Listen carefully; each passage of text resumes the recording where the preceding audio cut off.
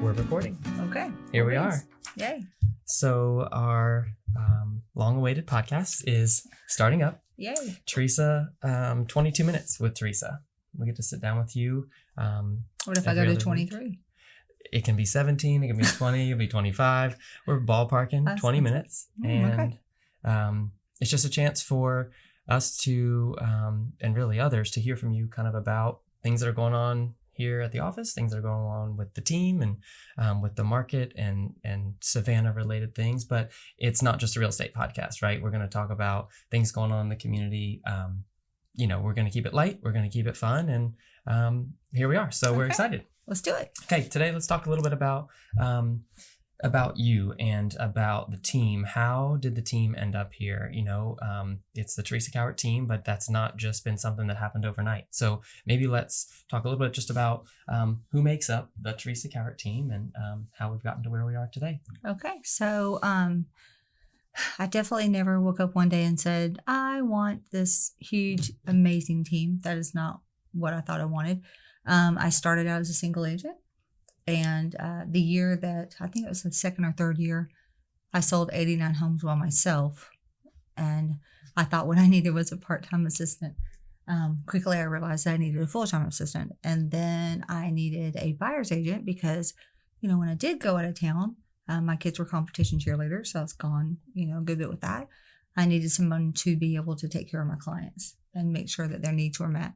So did that. And then, of course, that grew to another and another and another. And then we added an inside salesperson to handle the overflow of the leads, because the last thing that we ever want to happen is to have someone call in and no one be there to talk to them, because we're all out in the field trying to sell homes to the clients that we have.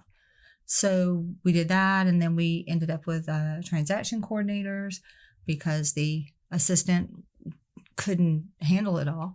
So anyway, where we are now, I started in 2005, and where we are now in the beginning of 2020 is 21 agents, 4 ISAs, 2 marketing people, 3 transaction coordinators, rental coordinator, office manager, accountant. Did I leave anybody out? No, that's right. It's crazy. We took a team picture last week and we're looking at it today, and somebody goes, wow, that's a lot of people. I mean, it's like 31 or 32 people in that picture. It's a machine now. We're filled the frame there. And it really is. I mean, it's a small business, but it's got to be hard to believe that, starting with needing a transaction coordinator, needing that admin person, needing a buyer's and a seller's agent has now grown to be like this mid-sized business. Yeah. I mean, I was going to say, it's not a small business anymore, because once you hit that first million and second million and the third million, then you're like, okay, even though I don't get to keep that much. That's right. Yeah. There's a lot of transactions. Last year it's 577 families that we helped. So there's a lot of, we're helping a lot of people. There's a lot of money that flows through. Again, there's a lot of expenses because of the staff that we have and the systems and processes that we have, the websites, advertising, all those things. It's just gotten bigger and bigger and bigger every year, which I'm not upset about. I obviously love real estate and I love doing what I'm doing. And I feel like with the team, I can actually touch and reach more people and be able to spread my love and joy to everyone, Right. That's true. Spread that. Like I want, it's a very serious profession. It's the single largest investment most people ever make in their lives. So we want to be able to help as many people as we can avoid the pitfalls that you can certainly fall into when you're in this process. And with more members of the team helping in different areas, that certainly is a way that we can kind of help take the relationship that the agent has with the client and really facilitate it behind the scenes with some of the additional people that you've added to really help things come all the way to fruition smoothly, and not let anyone, slip through the cracks, so to speak, but to really make sure that client, that individual attention is given to everybody, because now the team is prepared more than ever to handle more clients than ever. Sure. In 2020. And that is the goal, is to have a large team, but with all these systems and processes so that every T is crossed, every I is dotted, but at the same time have the personal side that I grew up in Sure. and grew with and, Sure. and made this company from. Sure. So it's very important to me that we still have that personal touch. People, a lot of different type of people could be listening to this podcast. It could be somebody who's familiar with real estate or maybe not as much. I bet people might be curious to hear what some of the biggest obstacles might have been for you in making that jump from starting as an individual agent to now kind of shifting your responsibility and your kind of role with the team from being into being more of a leader, kind of more of, I don't want to say removed, because you're still intimately involved with the processes and being an agent, but now you have this additional side of leading the team, managing the team, and teaching and training so many young agents. So just kind of walk us through a little bit of, when that shift kind of changed and kind of what that was like to move into kind of some of these additional leadership type and mentoring roles. Yeah, it became increasingly hard as the team grew to actually be out working with buyers and sellers on a regular basis. I still do work with buyers and sellers, but to do what I did in the beginning and still be able to maintain the integrity of the team and what I expected from every agent on the team. And you can't hold people accountable if you don't train them and you're not there for them. So if I'm out in the field and somebody comes in here and needs help with something, then it just became increasingly difficult, and I felt like I was being pulled. And I'm one of those people where I want it done a certain way. There's a level that it just has to be at, or I can't stand it. But at the same, and I didn't want to let go. It was kind of a push and pull. Like, I enjoy selling real estate. I enjoy working with people. I enjoy looking at pretty houses. Like, I enjoy all that. But at the same time, I had to kind of decide. So do you want to stay where you're at and affect this many people, or do you want to grow and teach other agents, a lot of newer agents, how to do it successfully and be able to touch a huge amount of people? So, a lot of prayer and thought went into it, and we got to where we came. But I mean, I know that they make mistakes, and I understand that is going to happen, but nobody does it with any malice in their heart. It's always an innocent mistake, and I can live with that. That's right. And now, to some degree, you're kind of on the other side of that. You've broken through, I would imagine, to some extent, to kind of this place where the team has a ton of experienced and capable agents, and ones that now have been with you for more than just a couple of years, but really for a while. 5. Yeah, a couple people there have been here for 5. Yeah. So they kind of know, they know our system, they know our processes, they know what's expected, they know what our culture is, and how we want to present ourselves always to our clients and to the general public as well. It's, we do a lot of giving back.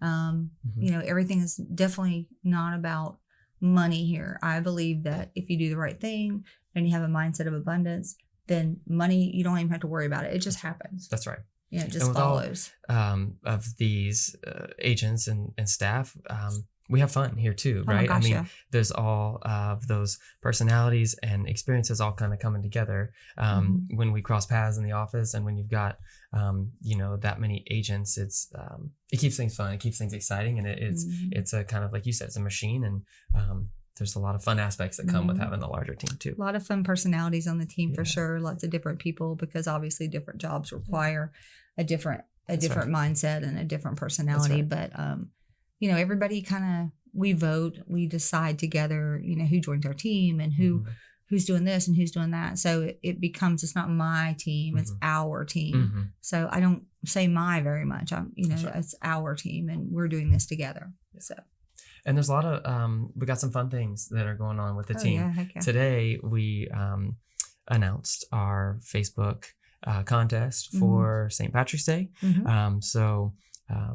All of our contests are always found on Facebook. You can check us out there, but a couple of VIP tickets for the parade, and that's one of those ways that we can kind of give back and involve our audience on Facebook and past clients and future clients with the community and stuff like that. So agents get involved, and that's a lot of fun. So we have fun here in the office. I want to switch and shift gears just a little bit and talk kind of about things here in Savannah. So maybe for somebody who hasn't ever been to Savannah or visited Savannah, how would you kind of describe and talk about our town, our city here, and that kind of the community, and what we really maybe pride ourselves in, or you really love kind of about being located in Savannah.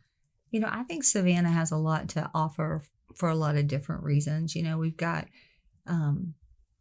we're very Southern. We've got a lot of history. Spanish moss, it tickles me when the tourists come in and want to like put the Spanish moss all over them, and then the locals are like, "Oh God, you're going to get chiggers. Stop doing that," and they don't even know what that is. But it's just no seams. We've got that down there. So we've got the history. We've got a lot of interesting things that you can learn and do in Savannah, obviously. And then of course that downtown area, as far as real estate is concerned, is very different than the suburbs and other areas of town that have their own flavor. So if you're trying to buy something downtown, where 10 years ago there were lots of pockets that were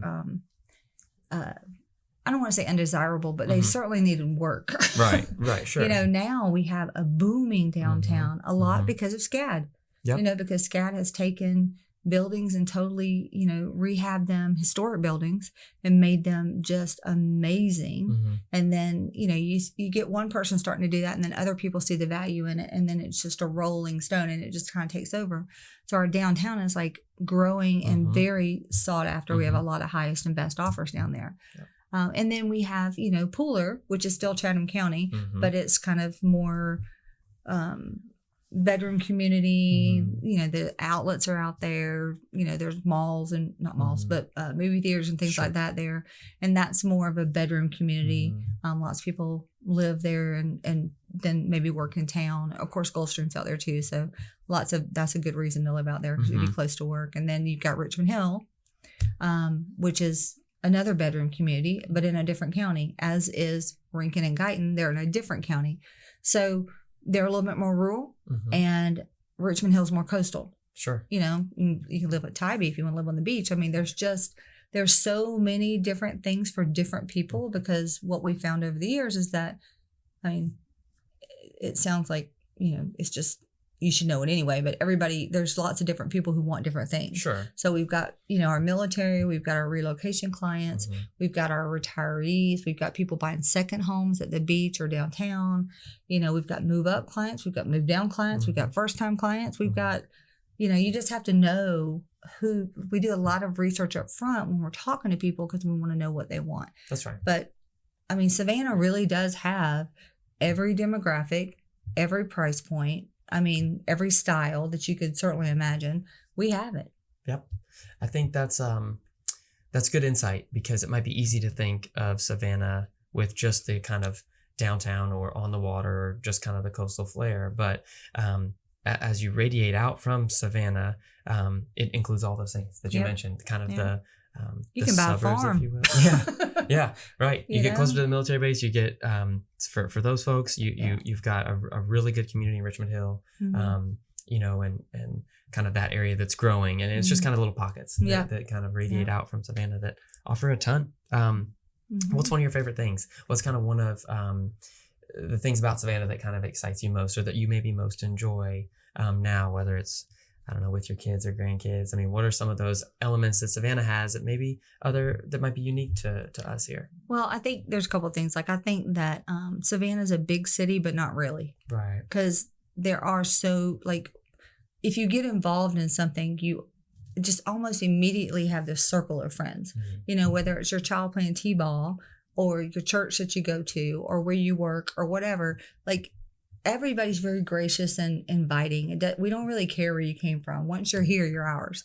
And so I think that that's a super positive. We're not such a fast-paced environment that nobody slows down to make friends.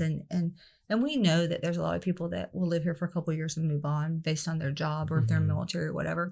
But I've got lots of great friends who live all over the country. Distance is not an issue. They can still be your great friend. And then the other thing that, of course, I love is just, our climate is very mild, except for in August where it's brutally hot. But that's okay. I love hot. Yeah. So, and then just the water, because you don't have to be somebody who likes to be on a speedboat or a shrimp boat or, any kind. You can be in a kayak and just explore our coastal areas and the marsh and things like that. Or, we see people paddleboard all the time. And there's just so much stuff outside to do. And we have such a long time period to do it because of the climate that you really get to enjoy the outdoors. Sure. Yeah, that's that's a big, I think it's a big pull. You've got all of the, with all of the river water here, you have so much opportunity for property to be on water, deep water, to have a boat or just hang out on the dock, like you said, let the kids swim. But it's not just like crashing waves, oceanfront surf. It's all that other water, that coastal vibe. Right. It's really cool. So you've traveled all over the country and all over different parts of the world. What kind of keeps you coming back besides the obvious things here in my Savannah? Grandchildren. That's a no-brainer. But I mean, you probably had the opportunity to live in a ton of other places and you've seen all those other places. Right. But kind of, it's home. So home's where your heart is, of course. But maybe what are some of those other, I don't know, aspects that you just love kind of about the life here in Savannah? Well, I would say that probably half of the country is out for me because it's too cold. Because I don't do cold. Right. I visit cold sometimes, but I don't think I want to live in cold ever. And then there's another part of the country that maybe is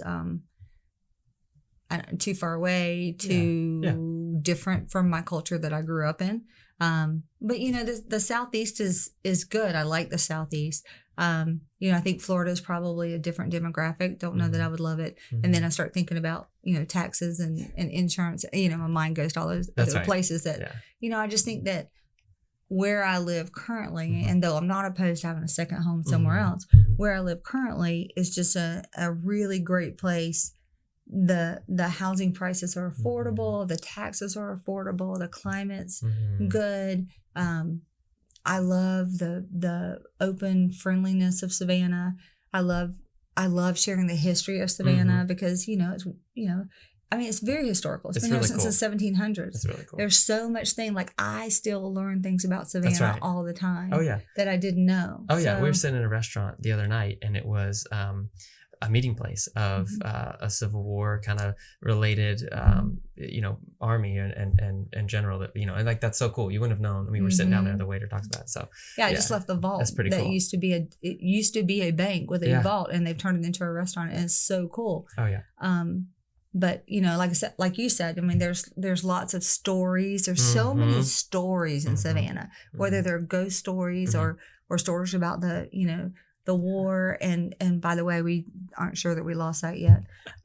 If you talk to certain people, they still think that we won. So in the North against the South, but I think that Southern Savannah and Savannahans are just very welcoming for the most part. We all have that pocket of people that we'd like to not call one of us because they're rude or whatever, but they just moved here, y'all. They aren't from here. That's funny.